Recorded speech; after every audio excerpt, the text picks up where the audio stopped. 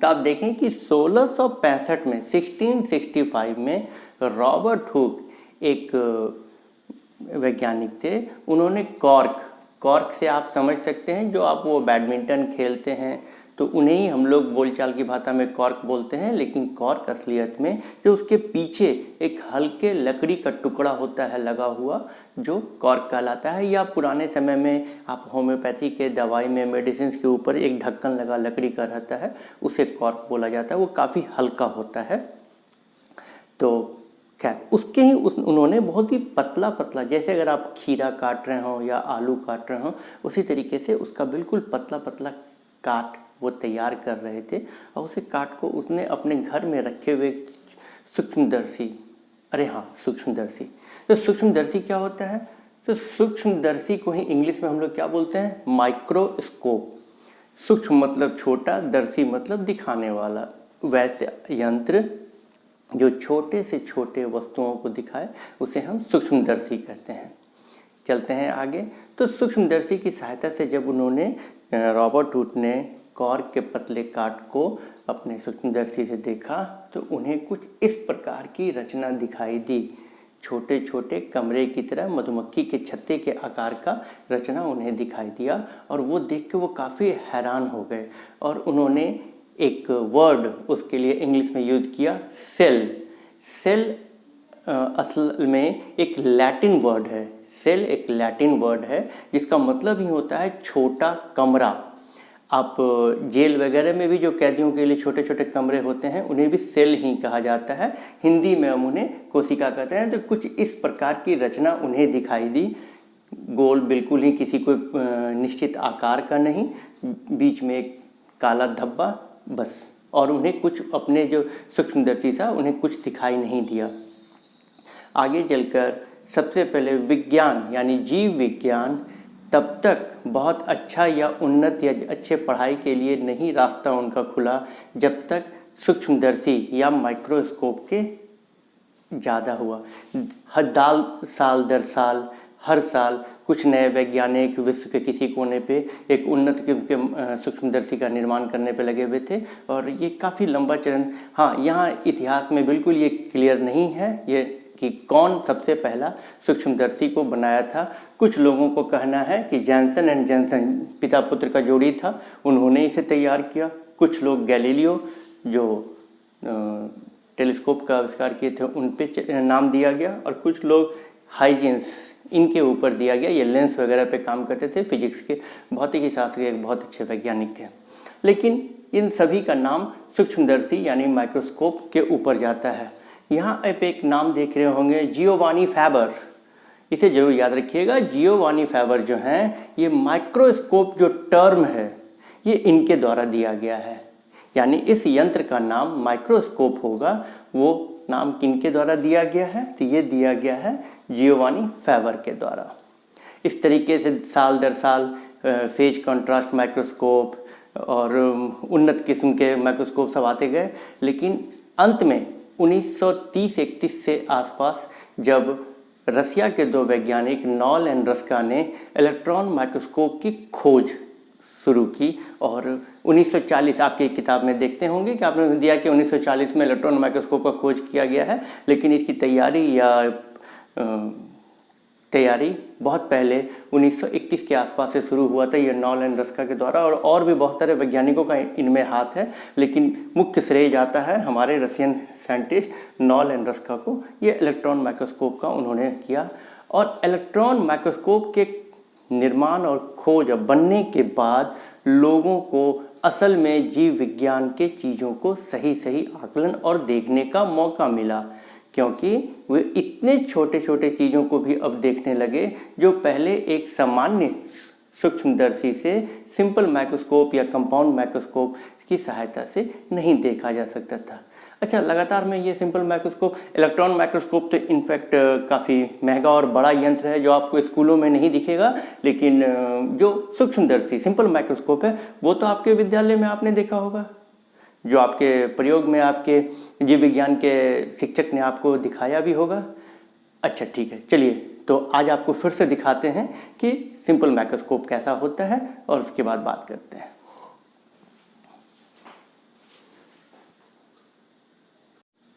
तो चलें शुरू करते हैं। ये एक सिंपल माइक्रोस्कोप है जिसे आप पहले चारों तरफ से एक बार इसका अवलोकन कर लें। ये आप अपने विद्यालय में इसको देखे भी होंगे।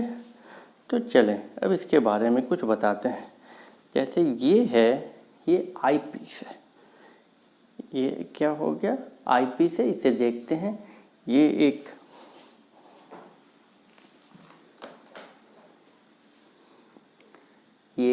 बेस की तरह है। ये उसका पैर है, स्टैंड है।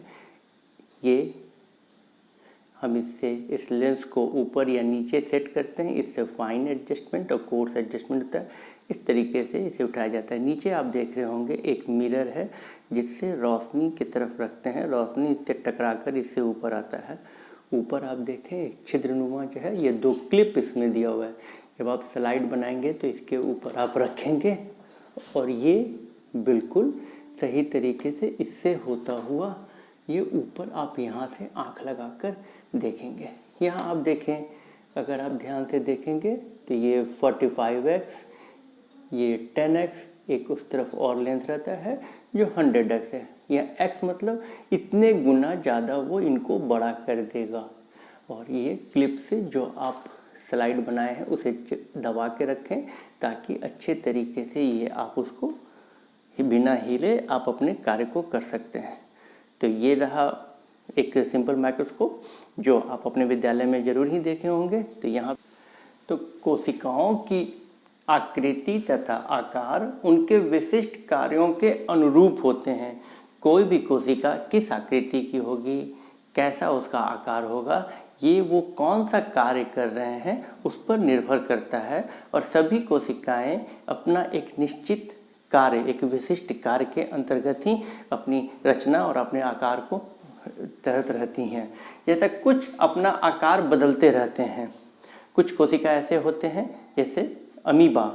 अमीबा को आप देखे होंगे, वो एक कोशिकीय जलीय जीव है और ये भोजन को प्राप्त करने के लिए अपने कूटपाद की सहायता से, जो आप पिछली कक्षा में जरूर पढ़े होंगे, वहाँ ये आकृति अपना बदलता रहता है। लेकिन कुछ अपना आकार लगभग स्थिर रखते हैं। लगभग क्या रहता है, स्थिर रहता है। इनका आकार बिल्कुल ही नहीं बदलता है। यथासंभव ये रहता है कि कुछ थोड़ा बहुत अंतर आए तो आए, लेकिन ये लगभग स्थिर के ही इनके कैटेगरी में इनको रखा जाता है। जैसे उदाहरण के लिए आप देखें कि यहाँ मैंने कुछ तस्वीर बना रखा है मानव में पाए जाने वाले कुछ कोशिकाओं को। जैसे ये पेशीय कोशिका यानी मांसपेशी, मसल्स का जो कोशिका होता है वो इस प्रकार रहता है। ये रुधिर, अच्छा रुधिर का अगर आप जीव विज्ञान के विषय में पढ़ाई कर रहे हो तो पिछली कक्षा में आपने पढ़ा होगा कि रुधिर हम लोग खून, जो लोकल बोलचाल की भाषा में हम लोग क्या शब्द इस्तेमाल करते हैं, खून। लेकिन अगर आप वैज्ञानिक भाषा के तहत अगर आप अपना उत्तर लिख रहे होंगे तो वहाँ आप रुधिर इस्तेमाल करेंगे, जो आप अगली कक्षाओं में आपको बताया जाएगा या पिछले कक्षा में भी बताया गया था कि रुधिर की जो कोशिकाएँ होती है वो 3 प्रकार की होती हैं। खैर तत्काल अभी उसे रहने देते हैं। तो रुधिर की कोशिकाएँ वो इस प्रकार की होती हैं।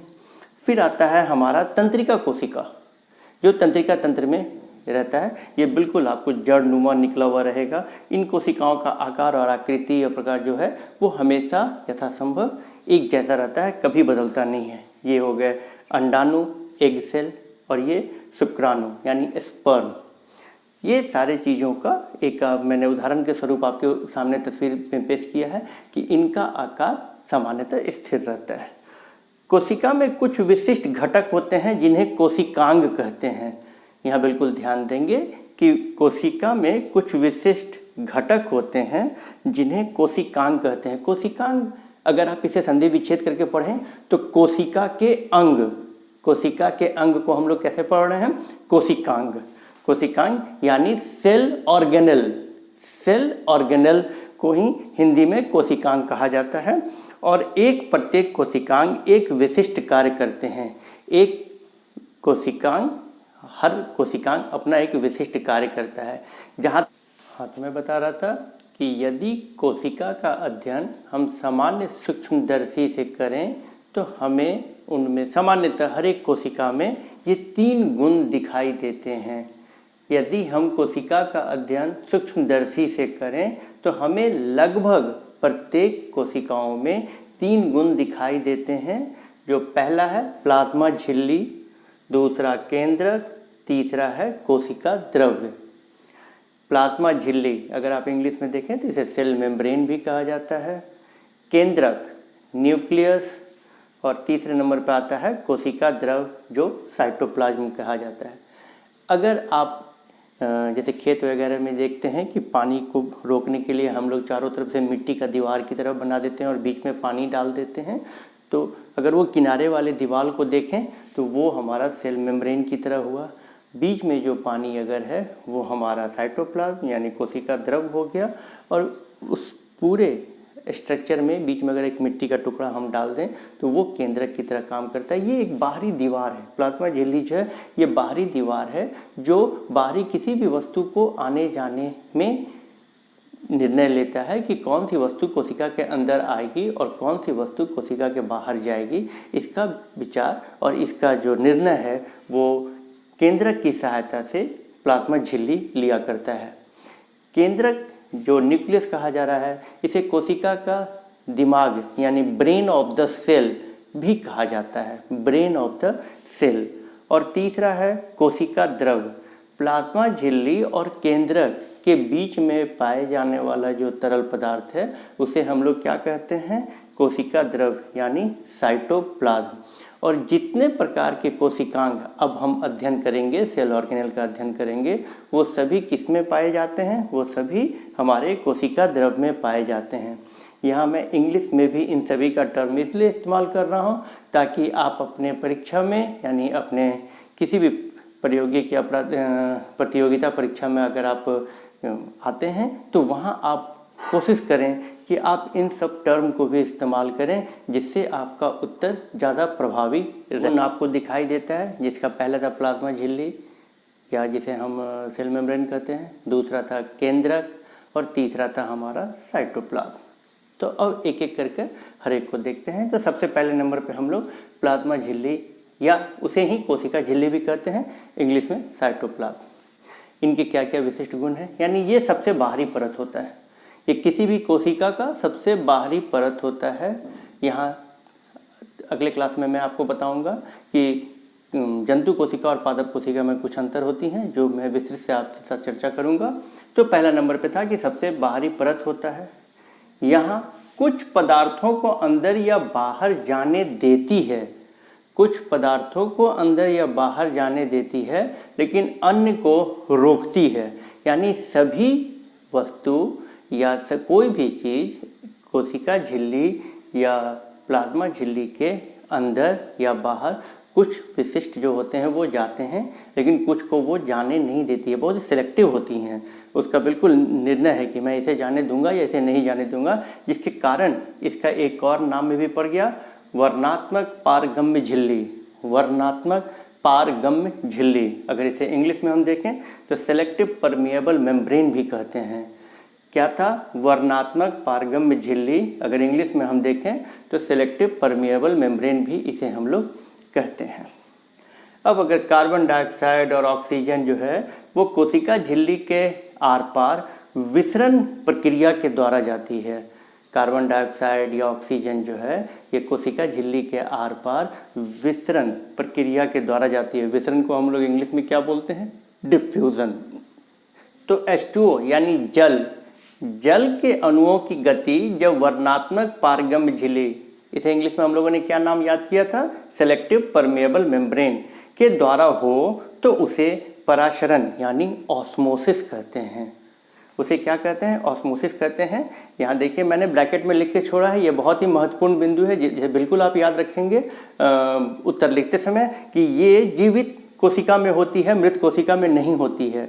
यानी ऑस्मोसिस या जो परासरण की विधि है वो सिर्फ जीवित कोशिकाओं में होती है, मृत कोशिकाओं में नहीं होती है। तो यहाँ दो प्रकार के आपने नए नए टर्म देखे, डिफ्यूजन और ऑस्मोसिस। यानी गैसेस का जब बात हो रहा था तब हम डिफ्यूजन की बात कर रहे थे, लेकिन जल के समय में हम लोग ऑस्मोसिस का नाम लिए, ये एक अलग टर्म है। इसके बाद आपने कभी ये देखा है कि अगर एक किशमिश को हम लोग पानी में डाल दें या अगर एक नमक चीनी के घोल में हम किसी एक कोशिका को डालने का कोशिश करें, किशमिश को ही डालने का कोशिश करें, ये 3 अलग अलग तरीके से हम उदाहरण के रूप में देख सकते हैं। तो यहाँ देखें, अल्प परासरण दाबी विलयन, सम परासारी विलयन और अति परासरण दाबी विलयन, ये 3 तरह के विलयन, इन तीनों का भी मैंने इंग्लिश लिख रखा है कि hypotonic solution, isotonic solution and hypertonic solution, ये 3 प्रकार के सॉल्यूशन होते हैं। अब देखते हैं पहला हाइपोटोनिक सॉल्यूशन। जब किसी नमक या चीनी के घोल में पानी ज़्यादा हो, किसी विलयन में अगर पानी ज़्यादा हो, जल की मात्रा ज़्यादा हो, और ऐसे में अगर किसी कोशिका को हम डालते हैं तो यहाँ जल की मात्रा जो है वो अंदर की तुलना में बाहर ज़्यादा होगा। यानी बाह्य क्षेत्र में अगर जल की सांद्रता अधिक हो तो जल बाहर से अंदर की ओर गमन करेगी और ये फूल जाएगा, कोशिका क्या होगा, फूल जाएगा। दूसरे स्तर पे क्या आ रहा था, समपरासरी यानी आइसोटोनिक, जब बाह्य जल और अंदर वाले जल दोनों की सांद्रता एक जैसी हो। अगर दोनों की सांद्रता एक जैसी हो तब कोशिका में कोई भी असर नहीं होगा, क्योंकि जल ना ही अंदर से बाहर या बाहर से अंदर गमन करेगी। और तीसरे सॉल्यूशन में आता है अति परासरण दाबी विलयन यानी हाइपरटोनिक। यहाँ जल की सांद्रता बाहर ही कम होती है, अंदर ज़्यादा रहता है, जिसके कारण जल का मूवमेंट या गमन अंदर से बाहर की ओर होता है, जिससे कोशिका सिकुड़ जाती है। ये 3 ही स्थिति को आप बिल्कुल साफ साफ याद रखेंगे, हाइपोटोनिक, आइसोटोनिक, हाइपरटोनिक। हाइपोटोनिक में बाहर की सांद्रता ज़्यादा, आइसोटोनिक में दोनों का बराबर और हाइपरटोनिक में अंदर का ज़्यादा। इस प्रकार से हम ये इसे देख सकते हैं। तो अभी हम लोगों ने प्लाज्मा झिल्ली अथवा कोशिका झिल्ली जिसे साइटोप्लाज्म कहते हैं उसके मुख्य बिंदुओं को देखा। अब आगे देखते हैं हम केंद्रक के बारे में। तथा कोशिका भित्ति, यहाँ कोशिका भित्ति जैसे कि पहले मैंने आपको बताया कि कोशिका झिल्ली के अलावा पादप कोशिकाओं में एक अतिरिक्त भित्ति होती है जिसे कोशिका भित्ति भी कहते हैं या सेल वॉल, उसे इंग्लिश में ही हम लोग सेल वॉल कहते हैं। और आप देखेंगे कि पादप कोशिकाओं में प्लाज्मा झिल्ली के अतिरिक्त कोशिका भित्ति भी होती है, यह सेल्यूलोज की बनी हुई होती है। यहाँ जो ध्यान देंगे ये सेल्यूलोज की बनी होती है और प्रतिकूल समय यानी अत्यधिक दाब या ताप या तेज हवा के समय में ये कोशिका के पादप कोशिका की रक्षा करता है, उन्हें प्रभावित हो जाता है। यानी आप कभी जब हमें ठंड लगती है या गर्मी लगती है तो इंसानों को देखेंगे वो कभी हल्के कपड़े पहने या मोटा कंबल डाले ठंडे के समय में, लेकिन पेड़ पौधा हर एक इस समय एक ही जगह पे जड़ रहते हैं, वो कहीं इधर से उधर गमन नहीं कर पाते हैं। तो ऐसे विषम परिस्थितियों में उनको बचाने के लिए, उनकी रक्षा करने के लिए एक अतिरिक्त प्लाज्मा झिल्ली के अतिरिक्त एक और परत होता है जिसे कोशिका भित्ति या सेल वॉल कहते हैं। ठीक है, चलें अगला जो बिंदु, जब ये हो गया हमारा पहला परत जो था उसके बारे में, अगला था केंद्रक, या अगर इंग्लिश में इसे हम देखें तो इसे क्या कहते हैं, न्यूक्लियस। जैसा कि नाम से ही आप देखें केंद्रक यानी केंद्र में रहने वाला। यह सामान्यतः इसकी जो स्थिति होती है या इसका जो पोजीशन होता है वो केंद्र में, किसी भी कोशिका के केंद्र में सामान्यतः इसकी स्थिति होती है। और ये चारों तरफ से एक दोहरे परत से घिरा हुआ रहता है। सामान्यतः कोशिका के केंद्र में होता है और चारों तरफ से दोहरे परत का एक स्तर होता है जिसे केंद्रक झिल्ली या न्यूक्लियर मेम्ब्रेन कहते हैं। और ये चारों तरफ से एक दोहरे परत का होता बना हुआ जिसे केंद्रक झिल्ली भी कहते हैं, इंग्लिश में मैंने रख छोड़ा है इसे न्यूक्लियर मेम्ब्रेन भी कहते हैं। इनमें क्रोमोजोम होते हैं। हाँ, न्यूक्लियस को कोशिका का दिमाग, ब्रेन ऑफ द सेल भी कहा जाता है। इनमें क्रोमोजोम होते हैं जो कोशिका विभाजन के समय छड़ाकार दिखाई देता है। जो मेन अनुवांशिक तत्व है वो ये क्रोमोजोम के तहत आता है, जो केंद्रक में प्राप्त किया जाता है, रहता है, उपस्थित रहता है, और वो कोशिका विभाजन के समय छड़ाकार यानी रॉड शेप आपको वो दिखाई देगा। क्रोमोजोम में अनुवांशिक गुणों की सूचना क्रोमोसोम में अनुवांशिक गुणों की सूचना यानी डीएनए जो है वो अणु के रूप में होती है, डीएनए अणु के रूप में होती है। यहाँ मैं बिल्कुल स्पष्ट कर देता हूँ कि डीएनए जो है वो डीऑक्सी राइबो न्यूक्लिक एसिड का एब्रिविएशन है और डीएनए के क्रियात्मक खंड को जीन कहते हैं। डीएनए के क्रियात्मक खंड को हम लोग क्या कहते हैं? जीन कहते हैं। यहाँ ये बिल्कुल ध्यान रखिएगा कि दोहरा परत होता है, लेकिन ये जितने भी आपको चीज़ बताए गए जैसा कि सेल वॉल या सेल मेम्ब्रेन या साइटोप्लाज्म अभी आपसे मैं चर्चा करूँगा, इन सभी चीज़ों को आप बिना इलेक्ट्रॉन माइक्रोस्कोप की सहायता से नहीं देख सकते हैं। इलेक्ट्रॉन सूक्ष्मदर्शी के आने के कारण ही लोग इसे देख सके और यहाँ भी न्यूक्लियर मेम्ब्रेन जो है ये तत्वों को केंद्रक से अंदर और बाहर जाने ले जाने में एक महत्वपूर्ण भूमिका निभाता है। इसके बाद मैंने देखिए लिख रखा है प्रोकैरियोटिक एंड यूकैरियोटिक। दो प्रकार के कोशिकाएं होती हैं, प्रोकैरियोटिक एंड यूकैरियोटिक, यानी वैसे कोशिका जिनमें केंद्रक झिल्ली सुस्पष्ट या नहीं होता है उसे हम लोग प्रोकैरियोटिक कहते हैं, प्रोकैरियोटिक सेल कहते हैं, प्रोकैरियोटिक कोशिका कहते हैं। प्रो मतलब पहले, कोशिका झिल्ली बनने से पहले वाले जो कोशिका सब हुआ करते थे पहले ब्लू ग्रीन एलियस वगैरह को, इन्हें हम लोग प्रोकैरियोटिक कैटेगरी में रखते हैं। एंड यूकैरियोटिक वो ऐसे कोशिका हुए जिनमें कोशिका झिल्ली स्पष्ट रूप से दिखाई। और तीसरा कोशिका द्रव या साइटोप्लाज्म। कोशिका द्रव को हम लोग इंग्लिश में साइटोप्लाज्म लिखते हैं। मैंने हर एक शब्दों को रेड कलर से इंग्लिश में इसलिए लिखा है ताकि आप अपने नोट कॉपी पे इसे नोट कर लें और इस्तेमाल कर सकें। तो कोशिका झिल्ली के अंदर कोशिका द्रव एक तरल पदार्थ है, यानी कि कोशिका झिल्ली जो बाहरी एक परत मैंने बताया था उसके अंदर एक तरल पदार्थ होता है जिसे ही हम लोग क्या कहते हैं? कोशिका द्रव्य कहते हैं या इंग्लिश में साइटोप्लाज्म कहते हैं। इनमें बहुत से विशिष्ट कोशिका के घटक होते हैं और उसी तरल पदार्थ में कोशिका के बहुत सारे विशिष्ट घटक होते हैं जिन्हें हम लोग कोशिकांग यानी इंग्लिश में सेल ऑर्गेनेल्स कहते हैं, जिन्हें हम लोग क्या कहते हैं? कोशिका अंग। यानी पहले भी मैंने बताया था कोशिका के अंग होते हैं वो सब, जिसके उदाहरण तरह endoplasmic reticulum, Golgi body, mitochondria, ribosome, जो मैं अगले वीडियो में आपसे उसके बारे में विस्तृत चर्चा करूँगा। तो जितने भी तरह के कोशिकांग यानी इंग्लिश में सेल ऑर्गेनेल कहते हैं ये होते हैं। और अंत में कोशिका द्रव तथा केंद्रक दोनों को मिलाकर जीव द्रव कहलाता है। ये बहुत ही महत्वपूर्ण है परीक्षा के दृष्टिकोण से कि कोशिका द्रव तथा केंद्रक अगर दोनों को मिला दिया जाए, दोनों को मिलाकर एक तरह से बात किया जाए तो उन्हें हम क्या कहते हैं? जीव द्रव या प्रोटोप्लाज्म कहते हैं। तो उसे हम क्या कहते हैं? प्रोटोप्लाज्म कहते हैं। और ये जो प्रोटोप्लाज्म का जो टर्म है ये सबसे पहले हैंस्टीन ने 1880 में दिया था। हैंस्टीन ने 1880 में इसका इस्तेमाल किया था। ये आप दूसरे एक तरह से ये भी सोच सकते हैं कि अगर हम कोशिका की झिल्ली को जो सेल वॉल है उसे हटा दें और तब अगर कोशिका के द्रव और केंद्रक दोनों को एक साथ रखें तो ये प्रोटोप्लाज्म कहलाता है। और यहाँ आपको मैं बिल्कुल बता दूँ कि इस प्रकार के जब आप ऊंची कक्षाओं में जाएंगे तो आपको बताया जाएगा कि बहुत सारे ऐसे प्रयोग होते हैं जो हमारे वैज्ञानिकों को द्वारा इस्तेमाल किया जाता है जिसमें बाहर के सेल वॉल को कोशिका झिल्ली को हटाकर उस पर काम किया जाता है। तो आज के वीडियो में बस इतना ही और आशा करता हूँ कि आपको ये वीडियो पसंद आया होगा। और इसके अगले पार्ट पे हम विभिन्न कोशिकांग यानी सेल ऑर्गेनेल्स के बारे में अध्ययन करेंगे।